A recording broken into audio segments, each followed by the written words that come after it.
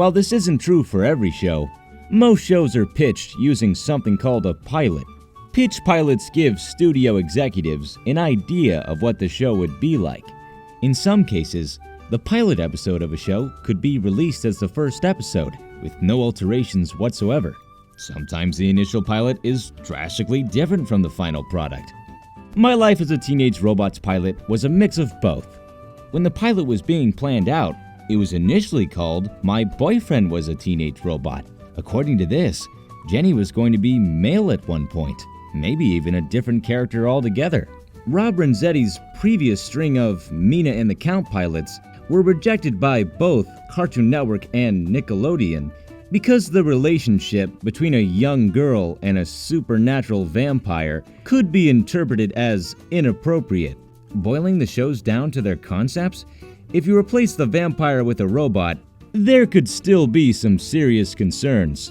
With the advice of Frederator founder Fred Seibert, Renzetti decided to change the name to My Neighbor Was a Teenage Robot.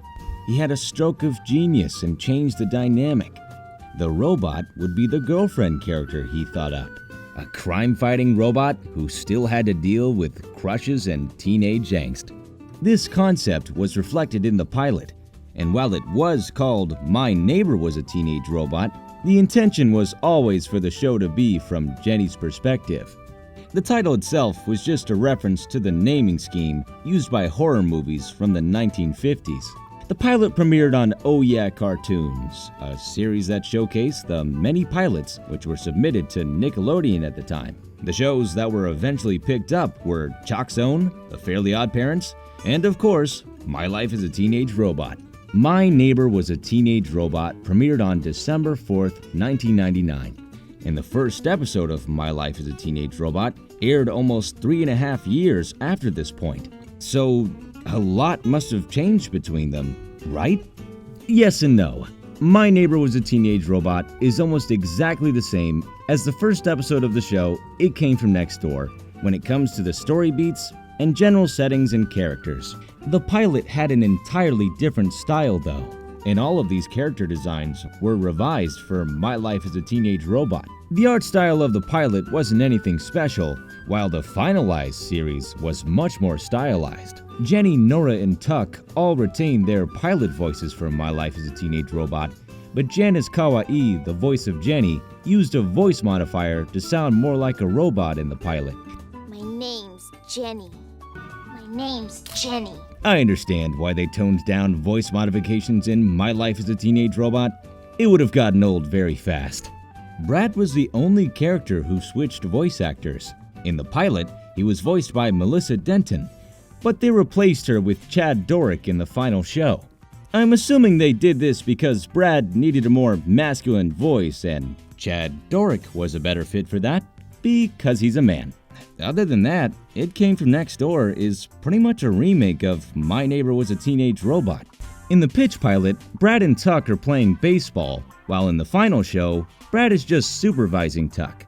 The ball ends up crashing into the Wakeman residence in both episodes, and Tuck has to try and retrieve it.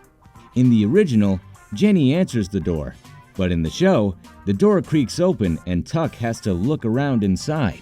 In both episodes, Jenny hands the ball to Tuck and he becomes traumatized. He meets back up with Brad and tells him about the robot. Brad responds by saying the same thing in both shows. Mrs. Wakeman's weird, but she's not a robot. Ms. Wakeman opens the door and overhears Brad saying this. The conversation which follows ends much more abruptly in My Neighbor Was a Teenage Robot, and in It Came From Next Door, Brad doesn't ask about Jenny.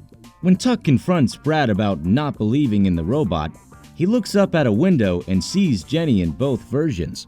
It cuts to the inside of the Wakeman household, where Nora calls for Jenny. It's Jenny, Nora! She explains that Jenny's intended purpose is to protect the world while remaining unknown to everyone, especially teenagers.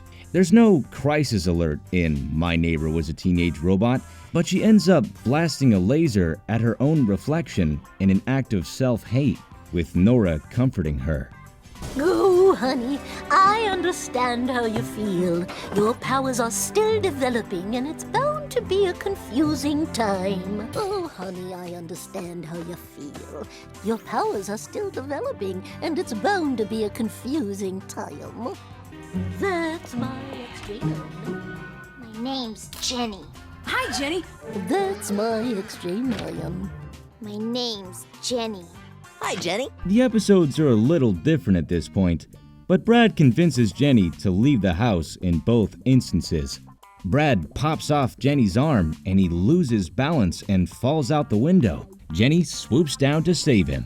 The Hanging Out compilation is much shorter in My Neighbor Was a Teenage Robot, but the segments they did use were mirrored in It Came From Next Door. The Renzetti cameo is even in My Neighbor Was a Teenage Robot, but the driver doesn't look as much like him.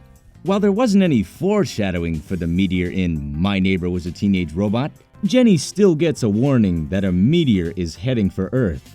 She blasts off to stop it, accidentally taking Tuck with her. The action set pieces are very similar, with a few new actions added to It Came From Next Door. Both instances end with Jenny and Tuck returning to Earth seared. Brad is very upset about the state of his brother, but as we all know, Tuck is alright.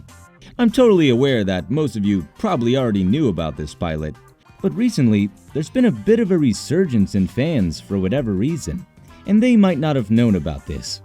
This is a very important part of teenage robot history, one that we've mentioned in passing before.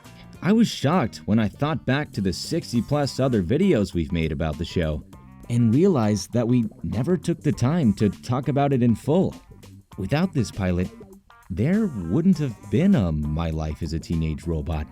If there wasn't a My Life as a Teenage Robot, who knows if Rob Renzetti would have gone on to work with Alex Hirsch on Gravity Falls. How different would have that been? So yeah, while we aren't exactly breaking new ground with this video, I'm glad we took the time to highlight the differences in and explain the significance of My Neighbor Was a Teenage Robot. While I don't know how long it'll take for us to finish our work on this channel, now that we've committed to talk about every episode, I do know one thing. It feels good to be back. I've been your narrator, Andre. Thanks for watching.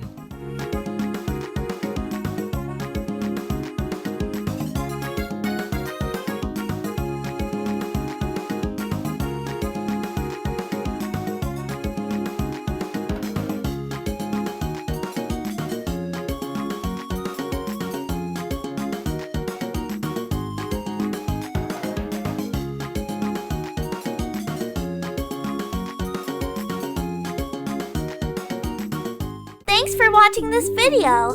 If you enjoyed it, leave a rating. If you want to reach us, leave a comment. Or check out our other platforms. Links are in the description.